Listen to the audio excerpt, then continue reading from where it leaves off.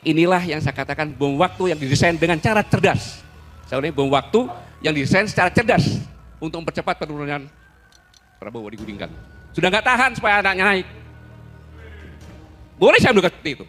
Geng Solo dan Riza Khalid bersekongkol jadi dalang di balik kerusuhan demo DPR.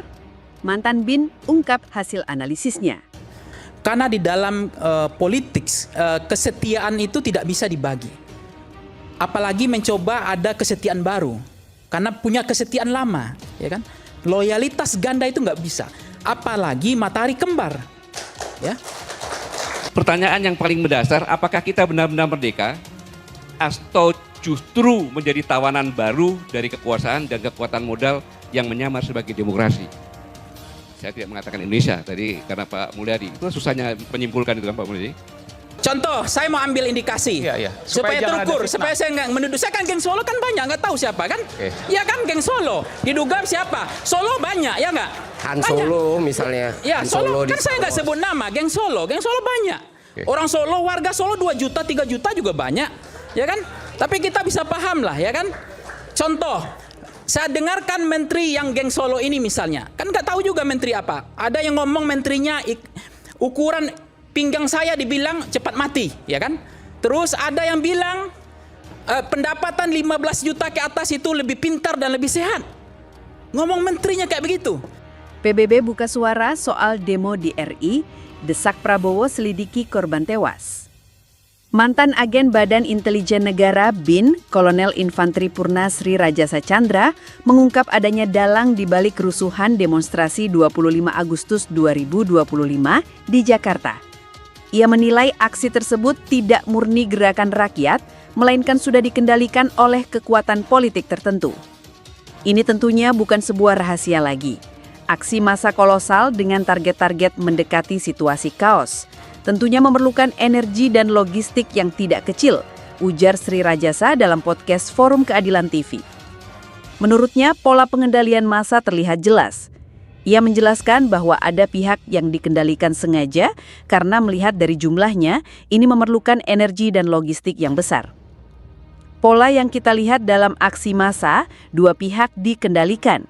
Pelaku dan pengaman di bawah satu kendali, berada dalam satu genggaman. Ini memerlukan energi dan logistik yang besar. Ini 3 in 1, ada pendana, pelaku, dan pengaman, katanya. Ia menyebut nama Riza Khalid, buronan kasus korupsi minyak Pertamina, sebagai penyandang dana di balik aksi demo yang menyebabkan kerusuhan di Jakarta tersebut. Perserikatan Bangsa-Bangsa PBB mendesak pemerintahan Presiden Prabowo Subianto untuk segera menyelidiki dugaan pelanggaran hak asasi manusia serta tindakan represi militer terhadap masyarakat sipil saat aksi demonstrasi yang terjadi sejak akhir Agustus 2025. Juru bicara Kantor Hak Asasi Manusia PBB, Rafina Samdasani mengatakan pihaknya terus memantau dengan cermat gelombang kekerasan di Indonesia dalam konteks protes nasional terkait tunjangan anggota DPR RI dan merembet menjadi aksi massal. Langkah-langkah pengetatan anggaran dan dugaan penggunaan kekuatan yang tidak perlu atau berlebihan oleh aparat keamanan. Kami menekankan pentingnya pemerintah melakukan dialog untuk menanggapi kekhawatiran masyarakat, ujarnya dalam siaran pers Selasa 2 September 2025. PBB juga menilai pihak berwenang harus menghormati hak atas kebebasan berkumpul masyarakat secara damai dan kebebasan berekspresi, sambil menjaga ketertiban. Hal itu tentunya sesuai dengan norma dan standar internasional dalam hal penegakan hukum terhadap kerumunan publik. Menurut Kantor Hak Asasi Manusia PBB, semua pasukan keamanan, termasuk militer, ketika ditugaskan dalam kapasitas penegakan hukum, harus mematuhi prinsip-prinsip dasar mengenai penggunaan kekuatan dan senjata api oleh petugas penegak hukum. Kami mendesak dilakukannya penyelidikan yang cepat, menyeluruh, dan transparan terhadap semua dugaan pelanggaran hukum hak asasi manusia internasional, termasuk terkait penggunaan kekuatan militer saat aksi demonstrasi. Jelasnya. Terakhir, Kantor Hak Asasi Manusia PBB mengingatkan pemerintahan Prabowo dan aparat penegak hukum untuk menjamin jurnalis menjalankan tugasnya untuk meliput aksi demonstrasi di berbagai wilayah. Penting juga agar media diizinkan untuk meliput peristiwa secara bebas dan independen, ujar Rafina Samdasani.